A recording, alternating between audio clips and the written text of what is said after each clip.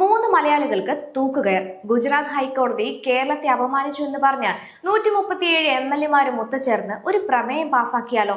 ഗുജറാത്തിൽ സ്ഫോടനം നടത്തിയതിന് വധശിക്ഷ ഹൈക്കോടതി ശരിവെച്ചു. 56 സാധാരണക്കാരെ സ്ഫോടനം നടത്തിക്കൊന്ന ആ 38 പേരിൽ 3 പേർ മലയാളികൾ. മരണം വരെ ജീവപര്യന്തം ശിക്ഷയുള്ള ആ 11 പേരിൽ ഒരാൾ മലയാളി. ഈ കേസിൽ ശിക്ഷിക്കപ്പെട്ടവരിൽ 3 മലയാളികൾ ഉൾപ്പെടുന്നു. കോട്ടയം സ്വദേശികളായ ശിബിലി, സഹോദരൻ ഷാദുലി, മലപ്പുറം സ്വദേശി ET ഷറഫുദ്ദീൻ തുടങ്ങിയവർ വധശിക്ഷ ലഭിച്ചവർ.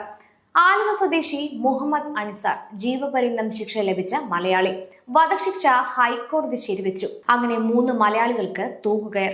ഇനി കേരളം മിണ്ടാത്ത ആ 56 മരണങ്ങളുടെ കഥ പറയാം. 2008 ജൂലൈ 26 വൈകിട്ട് 6:45 അഹമ്മദാബാദ് തിരക്കിൽ മുങ്ങിയ സമയം.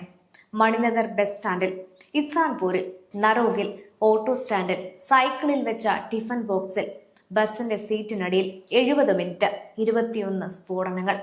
ആദ്യ സ്ഫോടനത്തിൽ പരിക്കേറ്റ ആളുകൾ ആശുപത്രിയിലേക്ക് ഓടി. അവരെ കൊല്ലാൻ ആശുപത്രിയിലും ബോംബ് വെച്ചു. വേറെയും ചില ആശുപത്രികൾ ഭീകരർ ലക്ഷ്യം വെച്ചിരുന്നു. റോഡിൽ ചിതറിക്കിടന്നത് മനുഷ്യ ശരീരങ്ങളായിരുന്നു. 56 പേർ തൽക്ഷണം കൊല്ലപ്പെട്ടു. 200ഓളം പേർക്ക് ശരീരം ചിന്നിച്ചിതറി. അതിൽ കുട്ടികളുണ്ടായിരുന്നു, അമ്മമാരുണ്ടായിരുന്നു, ജോലി കഴിഞ്ഞ് വീട്ടിലേക്ക് പോയ സാധാരണക്കാരുണ്ടായിരുന്നു. ഇത് ചെയ്തത് ഇന്ത്യൻ മുജാഹിദീൻ ഭീകരരാണെന്ന് ഗുജറാത്ത് ഹൈക്കോടതിയും ശരിവെച്ചു. വധശിക്ഷയ്ക്ക് വിധിക്കപ്പെട്ട ആ 38 പേരിലും മലയാളികളായി കോട്ടയം എരുമേലി സ്വദേശികളായ ശിബിലി, സഹോദരൻ ഷാദുലി, മലപ്പുറം സ്വദേശി ET ഷറഫുദ്ദീൻ എന്നിവരും ഉണ്ടായിരുന്നു. ജീവപര്യന്തം ശിക്ഷ കിട്ടിയ 11 പേരിൽ ആലുവ സ്വദേശി മുഹമ്മദ് അൻസാറും ഉണ്ടായിരുന്നു. ഇവർ എങ്ങനെ കേരളത്തിൽ നിന്ന് അഹമ്മദാബാദിലെത്തി ബോംബ് വെച്ചു? ആരാണ് ഇവരെ തീവ്രവാദിയാക്കിയത്? ഇവർക്ക് ആരൊക്കെ സഹായം കൊടുത്തു? ഇവർക്ക് ഇവിടെ ആർക്കൊക്കെ സഹായം കൊടുത്തു? ലവ് ജിഹാദ് ഇല്ല, കേരള സ്റ്റോറി സിനിമ കേരളത്തെ അപമാനിക്കൽ. ഇപ്പോൾ എന്തു പറയുന്നു?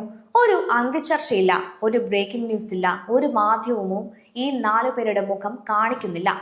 56 പേരെ കൊന്നവരിൽ മലയാളികൾ ഉണ്ടെന്ന് പറഞ്ഞാൽ വർഗീയതയാകുമോ സാറേ? സത്യം പറഞ്ഞാൽ മതേതരത്വം പോകുമോ? ഇവരുടെ ഇടയിലാണല്ലോ സാധാരണക്കാരായ നമ്മളും ജീവിക്കുന്നതെന്ന് ഓർക്കുമ്പോൾ PFI നിരോധിച്ചില്ലായിരുന്നുവെങ്കിൽ ഞാനും നിങ്ങളുമൊക്കെ സ്കൾ തൊപ്പിയുമണിഞ്ഞ് അല്ലെങ്കിൽ ഈ ഭൂമുഖത്ത് നിന്നും തന്നെ ഇല്ലാണ്ടായേനെ.